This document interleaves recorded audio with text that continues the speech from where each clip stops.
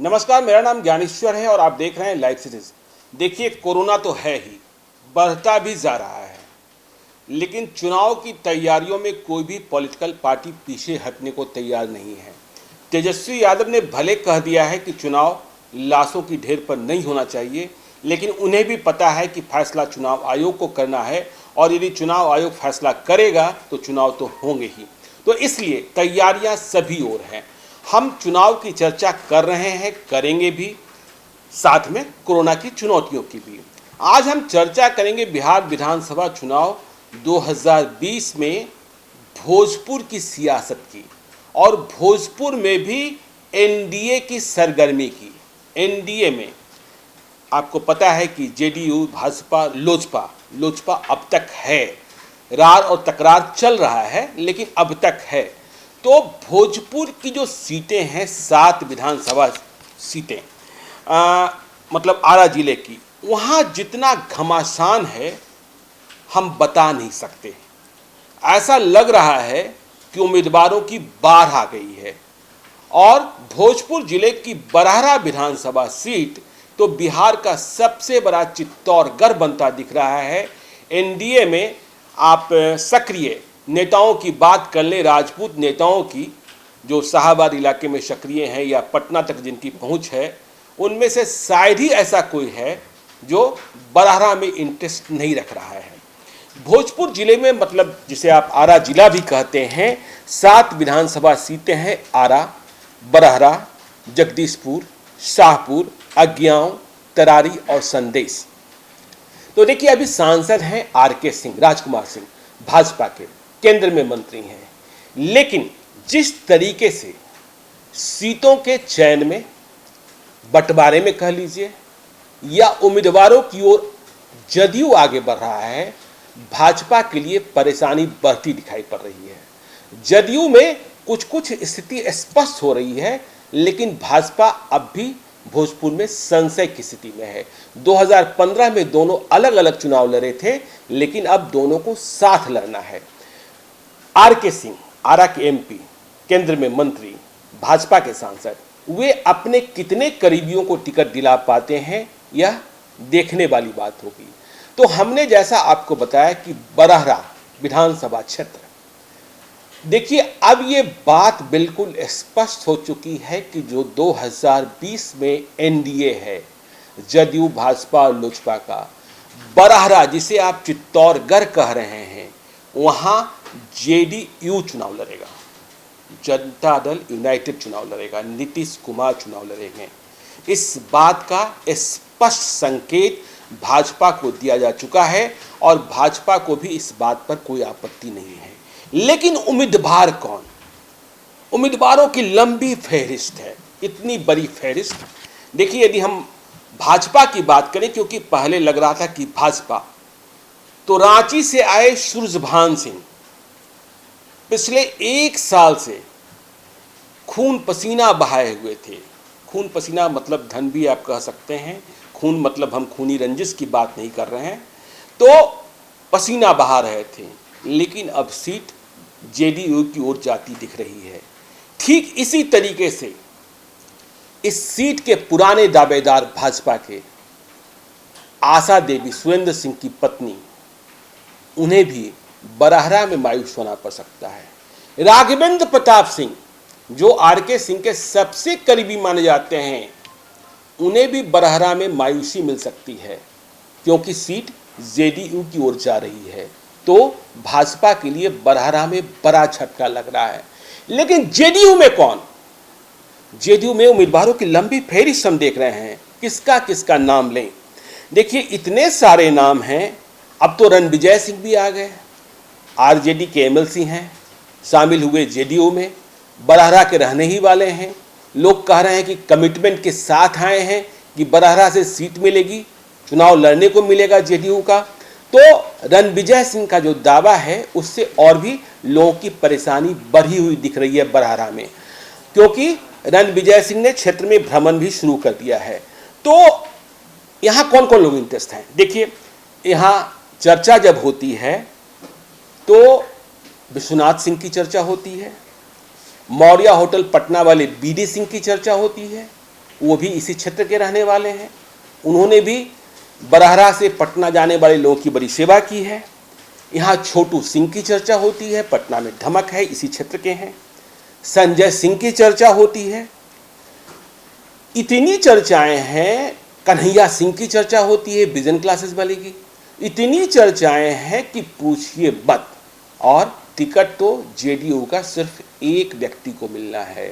तो बरहरा के चित्तौड़गढ़ में जेडीयू का टिकट कौन ले जाएगा, यह देखने वाली बात है। देखिए, जब हम राजनीतिक चर्चा कर रहे हैं तो हम चौक चौराहे से लेकर पटना का जो पॉलिटिकल ड्राइंग रूम है वहां तक की बातें बता रहे हैं। और हमेशा पॉलिटिकल चर्चाओं में इस बात को ध्यान रखिए कि जब तक सिंबल नहीं मिल जाता है कयास लगते रहेंगे, क्योंकि क्षेत्र में कई लोग सक्रिय होते हैं। तो बरहरा। अब आगे हम बात करें आरा, जिसे आप आरा सदर की सीट कहते हैं। तो देखिए, अमरेंद्र प्रताप सिंह की चर्चा तो अब भाजपा में हो नहीं सकती है। देखिए, अमरेंद्र प्रताप सिंह के बाद अब आरा से कौन लड़ेगा। तो आरा सदर जो विधानसभा क्षेत्र है वहां यदि हम चर्चा करें, देखिए यह सीट भाजपा की रहेगी, बात करीब करीब स्पष्ट है। तो यदि हम चर्चा करें तो सबसे बड़ी चर्चा होती है राजेंद्र सिंह की। लेकिन शर्त एक ये है कि जो बिहार विधान परिषद से राज्यपाल के कोटे का नामांकन होना है उसमें भी इस बात की चर्चा है कि भाजपा की ओर से राजेंद्र सिंह संगठन के व्यक्ति हैं, विधान परिषद पहुंच सकते हैं। तो यदि राजेंद्र सिंह पहुंच जाते हैं तो फिर यहां भाजपा का उम्मीदवार कोई दूसरा होगा। संजय टाइगर की चर्चा होती है। राधाचरण सेठ अभी आरजेडी के एमएलसी थे, जेडीयू में आए हैं। राधाचरण सेठ के भाई हैं हाकिम प्रसाद। देखिए, यह जानकारी हम अपडेटेड कर दें, हाकिम प्रसाद भाजपा में है। और यह भी कहा जाता है कि दोनों भाइयों में अब वो मिठापन नहीं है जो पहले था, थोड़ा कुछ खट्टापन है। लेकिन फिर भी हाकिम प्रसाद भाजपा से चुनाव लड़ना चाहते हैं। तो राजेंद्र सिंह की बात हो गई, हाकिम प्रसाद की बात हो गई। संजय टाइगर की भी चर्चा है। लेकिन क्यों चर्चा है? संजय टाइगर 2015 में संदेश से चुनाव लड़े थे, यह भी आगे आपको हम बताएंगे। अब जब बरहरा में निराशा मिल रही है, जदयू को सीट जा रही है, भाजपा को सीट नहीं मिल रही है, तो लोग कह रहे हैं कि राघवेंद्र प्रताप सिंह, जिनके पैरवीकार आरके सिंह हैं, और आशा देवी सुरेंद्र सिंह की पत्नी, जिनके पैरवीकार प्रदेश भाजपा का नेतृत्व है, वे आरा की ओर कूच करना चाहते हैं। तो ये आरा की सूरत है। अब टिकट किसको मिलता है यह देखने वाली बात होगी। अब यदि हम बात कर ले, देखिए संदेश की, संदेश कौन लड़ेगा? संदेश 2015 में संजय टाइगर लड़े थे, राजद से चुनाव हार गए थे। अरुण यादव जो बलात्कार के आरोपी हैं, भागे चल रहे हैं, कुर्की जब्ती हो चुकी है, राजद के एमएलए हैं। और यह कहा जा रहा है कि अब अरुण यादव की पत्नी चुनाव लड़ेंगी राजद से। अभी जेडीयू ने कल ही अरुण यादव के भाई विजेंद्र यादव को पार्टी में शामिल कराया है, जेडीयू में शामिल कराया है, राजद से लाकर। नीरज कुमार जो समारोह हुआ उसमें उपस्थित थे, बिहार सरकार के मंत्री। पहले यह बात कही जा रही थी कि अरुण यादव की पत्नी के खिलाफ विजेंद्र यादव संदेश में चुनाव लड़ेंगे जेडीयू के टिकट पर। लेकिन अब आरा के चौक चौराहे से लेकर पटना के पॉलिटिकल ड्राइंग रूम में कुछ दूसरी चर्चाएं भी हैं। और चर्चा यह है कि विजेंद्र यादव को जगदीशपुर विधानसभा क्षेत्र से जदयू उम्मीदवार बना सकता है। देखिए, मैंने कहा है बना सकता है, इसलिए मैं कह रहा हूं कि जब तक सिंबल न मिल जाए या जब तक पार्टी की आधिकारिक घोषणा न हो जाए, पॉलिटिकल चर्चा को पॉलिटिकल चर्चा ही मानिए। और विजेंद्र यादव की चर्चा जैसे ही शुरू हुई है वैसे ही कई समीकरण बनते बिगड़ते दिखते हैं। देखिए, जगदीशपुर में लोग यह कह रहे हैं या कहते थे, आज भी दावेदारी, सबसे बड़ी दावेदारी है श्री भगवान सिंह कुशवाहा की, बिहार सरकार के पूर्व मंत्री। उन्हें भी जदयू में लाया गया। वे भी मानकर बैठे हैं कि जगदीशपुर ही चुनाव लड़ना है, बड़े चेहरे हैं। लेकिन श्री भगवान सिंह कुशवाहा के बारे में जदयू और भाजपा के भीतर एक सोच यह भी है कि वहां जगदीशपुर में जो एनडीए का कोर वोटर्स है सवर्णों का, वह बहुत कंफर्ट नहीं रहता है भगवान सिंह कुशवाहा के साथ। तो जगदीशपुर में एक और चर्चा है, सुषुम लता मुखिया हैं, चर्चा में रहती हैं, पॉपुलर हैं, और उनका परिवार ऐसा है जहां लव कुश समीकरण फिट बैठता है, मतलब दोनों लव कुश। बिहार की राजधानी पटना में भी पॉलिटिकल कॉरिडोर्स में काफी लोग जानते हैं, सुषमा लता की चर्चा भी है। तो यह बात ध्यान रखना होगा। जगदीशपुर के मामले में भगवान सिंह कुशवाहा का क्या होता है, यदि टिकट नहीं मिलता है तो एडजस्टमेंट क्या होता है। अगियाओं के बारे में जो खबर है, देखिए मैं फिर से कह रहा हूं, जब तक फैसला न हो जाए अभी हम आपको चौक चौराहे से लेकर पॉलिटिकल कॉरिडोर्स की चर्चा बता रहे हैं। अगियाओं पर भाजपा की दावेदारी कही जा रही है और जदयू ने सहमति दे दी। तो अगियाओं की सीट जो जदयू की जीती हुई सीट है प्रभुनाथ प्रसाद की, देखिए सुरक्षित क्षेत्र है, तो यह सीट जो है भाजपा के खाते में जा सकती है और इसका नुकसान जो मौजूदा विधायक हैं उन्हें झेलना पड़ सकता है। कहा यह भी जा रहा है कि यहां भाजपा ने अपनी ओर से मुन्नी लाल के बेटे शिवेश को आगे बढ़ने के लिए कह दिया है।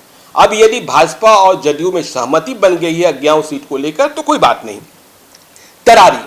तरारी की हम बात कर लें, जो तरारी के बारे में आपको पता है, तरारी बड़ी इंपॉर्टेंट सीट है और शाहपुर की भोजपुर की राजनीति में। तो तरारी में एनडीए में यह बात स्पष्ट है कि यदि लोजपा बना रह गया, मैं कह रहा हूं बना रह गया, चिराग पासवान एनडीए में ही रहना चाहते हैं, यह बात भी सही है, तो यहां सुनील पांडे या उनकी पत्नी गीता पांडे को ही टिकट मिलेगा, यह बात स्पष्ट है। 2015 में यहां माले ने चुनाव जीत लिया था, गीता पांडे और कांग्रेस के अखिलेश प्रसाद सिंह के बीच मतों का विभाजन हुआ, इसका फायदा मिला और माले ने चुनाव जीत लिया। तो देखिए तरारी में एनडीए में बहुत अधिक अभी टिकटों की मारामारी नहीं है। तो अब बात कर लेते हैं शाहपुर की। शाहपुर जहां शिवानंद तिवारी के बेटे राहुल तिवारी राजद से जीते हुए विधायक हैं, यहां क्या होगा। तो देखिए यहां एनडीए से, भाजपा से टिकट तो ओझा फैमिली में ही किसी को मिलेगा, विश्वेश्वर ओझा की फैमिली में। अब टिकट किसे मिलता है यह बात बड़ी है, क्योंकि परिवार के भीतर ही कई लोग दावेदार बन गए हैं।